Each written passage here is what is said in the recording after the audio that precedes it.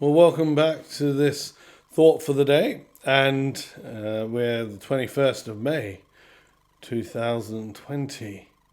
The last couple of days I've talked a little bit about letting go, and yesterday about what's that one thing that if we were asked to let go of, we might really struggle to say yes to.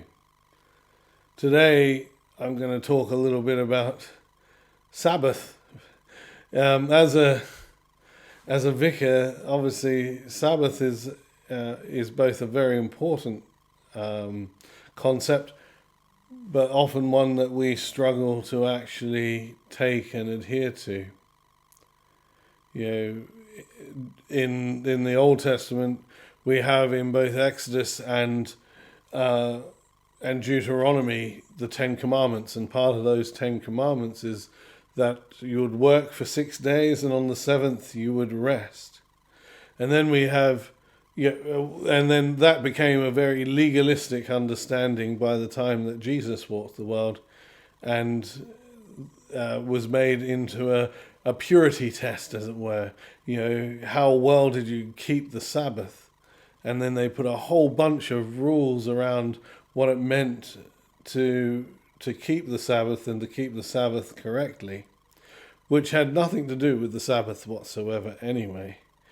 And Jesus basically responded to them saying that, the Sabbath was made for man and not man for the Sabbath. In other words, the Sabbath is meant to be a blessing to us.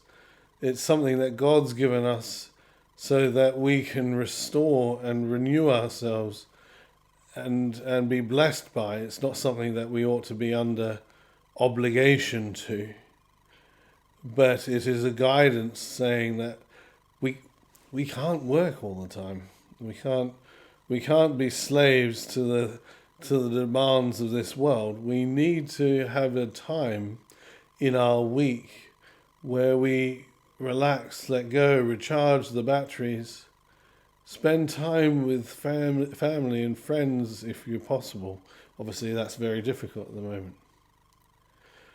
But as I speak to you through this camera, I'm very mindful that at this time it might be something that we need to consider having a technical Sabbath, a technology Sabbath. I know today, as I film this, I've got back-to-back meetings pretty much all day, and this is a small window of opportunity I have to record this thought for the day. And on Monday I was talking to some colleagues of mine, and we were discussing how we're starting to feel a bit of technological fatigue, where all this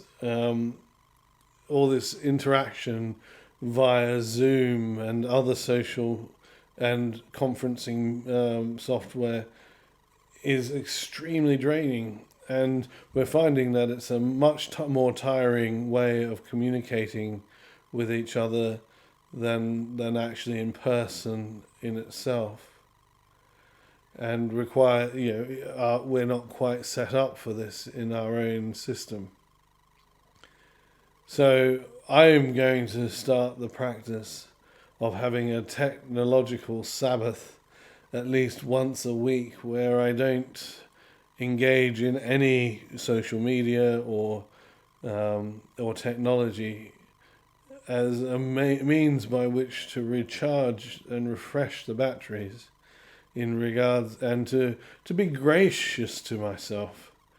And I suppose in some ways what I'm doing is encouraging all of us to perhaps consider this as something to do. I'm sure and I know I'm not the only one who has felt the technological fatigue that our new reality has brought us into. As wonderful as these technologies are, had we been in lockdown 10 or 20 years ago, we really would have struggled to maintain contact with people in the same way.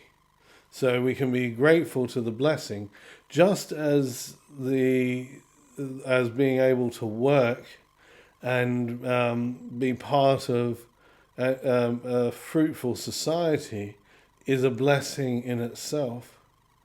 So these technologies may be a blessing, but they also, if overused and abused, can become a little bit of a curse to us. So I invite you to join me in having a technological Sabbath once a week as we try and work our way through our new reality and make it sustainable for the long term.